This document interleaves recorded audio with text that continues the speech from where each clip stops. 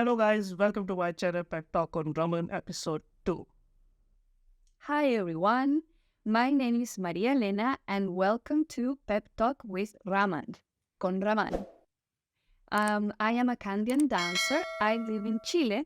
I have been dancing passionately this art form for about 12 years now, and currently I have a school that is called Nartanalaya in Santiago, in which I teach dance and music of Sri Lanka. I hope you enjoy the show. Can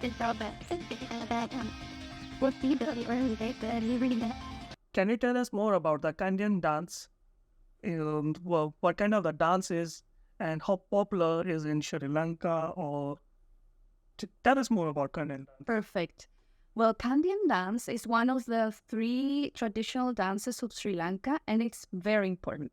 It is actually in the money, in the currency. You can see like backwards. You can see that it's like in the cheapest note of the currency of the rupees, and it's very, very popular. And they teach it in schools actually, mainly in all the country, but depending on which region of Sri Lanka you live in, which dance form you will get, if it's Kandyan dance or another one. Okay. So, in this that you told us, in the currency of Sri Lanka, they have a picture of this dance form for the dancers. I can show you. Yeah, that's good. And how you start your journey from all the way in Chile to Sri Lanka, and especially this dance, what attracts you more? Okay. Well, this is a very interesting story because Kandyan dance is not the first dance form that I learned. Okay. Before I learned belly dance and flamenco. So I was already very interested and into like foreigners and foreign dance forms, I think. So when I got to Kandyan dance, it just clicked. I really liked it, the movements, even the makeup, everything, the costumes. And in the end, what attracts me the most, even nowadays, it's that this dance form comes from a ritual, a healing ritual. So at the time when I got the chance to practice for the first time, I was like in a very difficult time of my life. I was finishing university, and I was struggling with some health issues myself. So it was very powerful. I started doing the movements and something changed within me. I got like, it was like an impulse for me to start changing a lot of things of my life. So I think it was really something very deep. Yeah. Yeah, so how can like Chilean girl travel all way the Sri Lanka, not even like India, not even another country, Asian countries. Yeah. If I talk about if anyone is like a Latino is interested in dance, they have to go to Colombia, they have to go to another Brazil, they have a good dance too. So why you choose not in India, not in other countries, especially in Sri Lanka? Okay. If it is a Kannada dance, it's good to say it is a same dance as like classic. I think it is. I mean, of course, I'm not an expert in these matters. I think the word that they use in Sri Lanka is traditional. Classical dances, I think it's more an Indian, but I'm not quite sure. Okay. Let's come to points then. Why Sri Lanka? Why this dance? Why Sri Lanka? Well, I started practicing really here in Chile because I studied with a Chilean teacher first. There are more teachers from whom I learned from. And at a certain point, I really wanted to see where all this came from. So That's the Chilean teacher. Yeah. He's a professor of this dance form. Yes. Well, this is very interesting, Raman, because there is usually there are many expats of Sri Lankans living abroad because, of the civil war. They have a lot of people migrated. Yep. But the story of Chile is super rare. the person that brought the dance, it's not an expat that wanted to keep in touch with the community as it usually happens. But the thing here was that there was a Dutch woman from the Netherlands that in the 80s lived in Sri Lanka and fell in love with Kandyan dance. And then she came to live to Chile and started her school here. So that's how it's a different, super interesting and rare story, really, I would say, for Kandyan dance as an art in the world. Exactly. Yeah.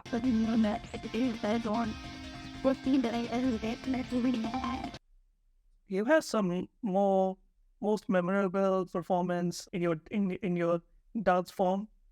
You have some stories. I have many stories. I think the most important thing for me definitely was dancing in Sri Lanka. That is something that it was totally different. My body felt different.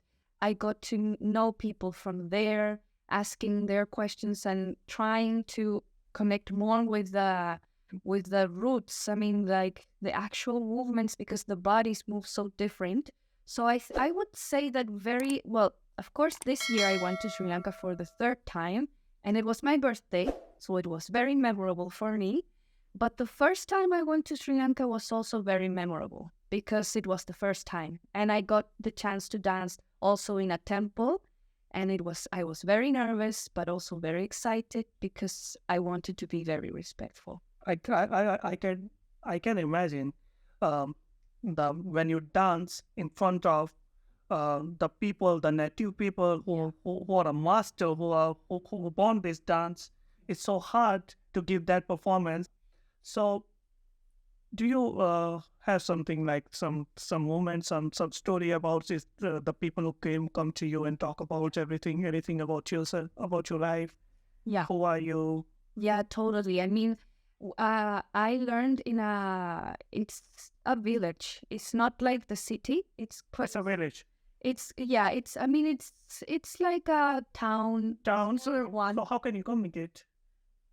In English. In English. Okay. Sri Lanka, they speak in English too, in village. Yes. Mm-hmm. And also the people were super nice, and also it's like all the preparing a performance is super different in Sri Lanka. So that's also very memorable. Here we are more like practice a long time. We're seeking for like perfection, and there you just have to go with the flow. And the drums are also very powerful. We have professional drummers there, so it's like you just have to, And well, of course, and my teacher, it's very inspiring. My guru Mahesh Wagiliya, he's like doing everything, creating the music, the costumes, the scenery, preparing like everything. So that's also very inspiring because here we don't have that. But I do that. Not that long. So how do you maintain your practice, your constant improvement in your dance, but mentally and physically? How can you maintain these things? Okay, this is a very good question because studying in Sri Lanka and studying here is totally different. First of all, we have the 4 seasons here. Mm-hmm. We have the food is different. The religion, the culture is totally different. Exactly. So first of all, I because I am a teacher, I think that helps me to be devoted to the dance. Exactly. And to always talk about the roots and the sense of what we're doing, and a little bit about Buddhism. I'm not a Buddhist. I mean, of course, in a sense, I am because of like the philosophy behind that I share lots of things. Mm-hmm. But for example, I try to take care of my health and eat better, take care of my body. I think it's a very important thing in dance, and especially in these kinds of dance. I am not a vegetarian though, but I try not to eat as much meat. Mm-hmm. Also, I keep in touch with the roots a lot. I am constantly taking online classes with my teachers, with my gurus. So I keep in all the way for Sri Lanka. Yes, online classes, and mm-hmm. we have become good friends also with time. And also discovering this and trying to figure out what devotion to dance means. And of course, here I cannot dance every day sometimes, but I have every Friday 1 hour of practice in which I try to connect and feel like, okay, how did I feel in Sri Lanka? How was the weather? What inspired me? And I tried and practice, of course, in my house, but I have more limited space. I go to a dance studio and I try to practice and always improving myself. I think that's how I try to grow. And as we were talking about, like outside of camera, like it's also important to work like your humbleness and your dedication, like to honor everything you have received and giving it back. Exactly.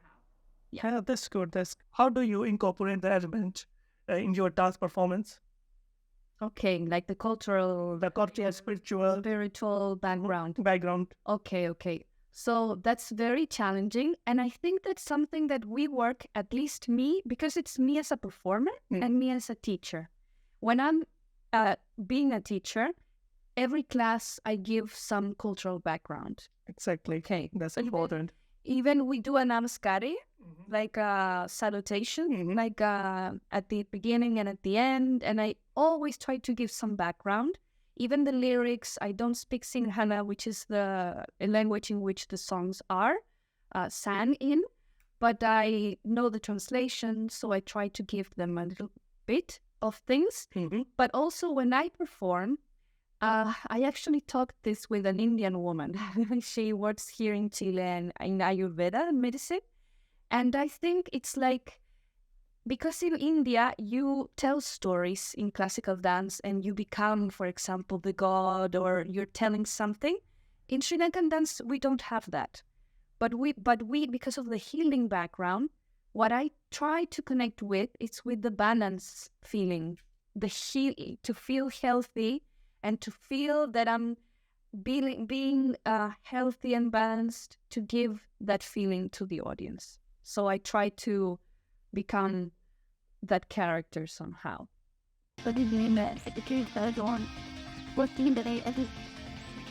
What advice you give to the aspiring the Kandyan dance uh, who are just starting their own journey? So what advice you want to give them? Okay. Well, I can only speak, I think, for on behalf of foreigners dancing Kandyan dance. And in that sense, first of all, if they live in Chile or in a country that is non-English speaker, I would highly recommend them to learn English. Love English. Because English is, fortunately, they speak the language. A lot of people in Sri Lanka speak English, and that will help you to connect in a very deep and try to ask very deep questions and like exactly good relationships. And also always remember that this is you have to respect the culture behind the dance form. Always try to keep in touch with the culture, even though you don't know yet someone from Sri Lanka. Please try to get in touch with the culture, learn some more of the background, because this is a dance form danced in temples, which is very rare for us here in Latin America to understand. But it has in some places like a very sacred feeling, like a sacred background. It's a ritual, so you have to respect that. And of course, that shouldn't limit you. You can also explore and go beyond your personal practice and everything. But always remember that this is something that you have to be respectful with. That's what I would say. And keep it up. That's important. Yeah, and keep it up. Keep practicing. How they know about you, like how they connect you, because you're the one who you know about the Sri Lankan dance. So, for example, I am a Chilean. I don't know anything. So how may I could come to you and tell what dance? So how the people reach you? Oh, that's a very good question, because it's very difficult sometimes. But I usually promote my classes and my work online. I have a website. It's called Nartanalaya, the name of my school. Okay. www.nartanalaya.cl. Also, my Instagram is called Nartanalaya, @Nartanalaya. Moments like this, like whenever I can talk about the dance, show the dance, I'm very happy and willing to do so, because I feel a kind of an ambassador of Kandyan dance and Sri Lanka, like Yeah, that's true. That's true. I do That's that. true. That's why we are here now. Yeah.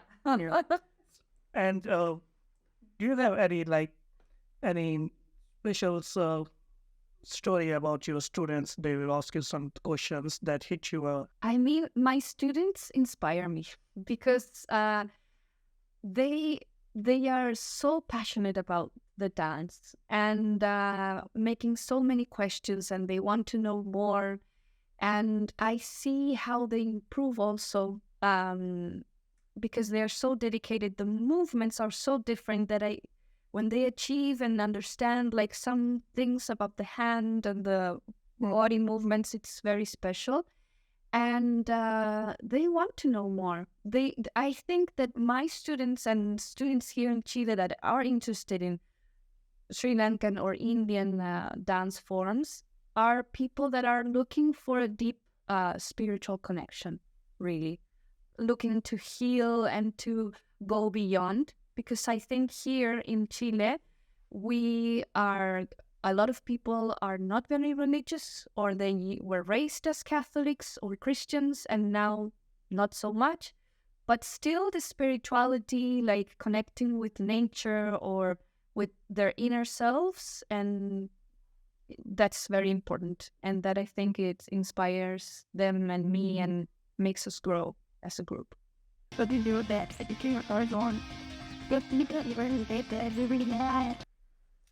Thank you, Raman, for inviting me. I had such a wonderful time. You're such a great host.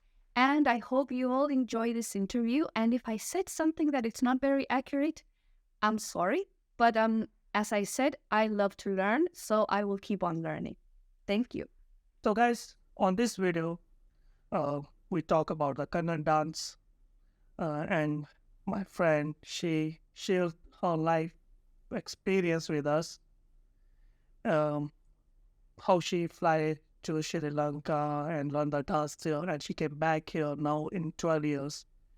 She is a professor. She have their own school. She have the student. They separate their own culture, the Sri Lankan culture, that in the form of dance. but you do that, This video is about to show you guys the Sri Lankan dance, the Sri Lanka culture in Chile, and with same respect, spiritual culture, and they respect their roots too. So that's the motive of this video, to show you guys about the Kannada dance in Chile. So thank you guys for watching this video.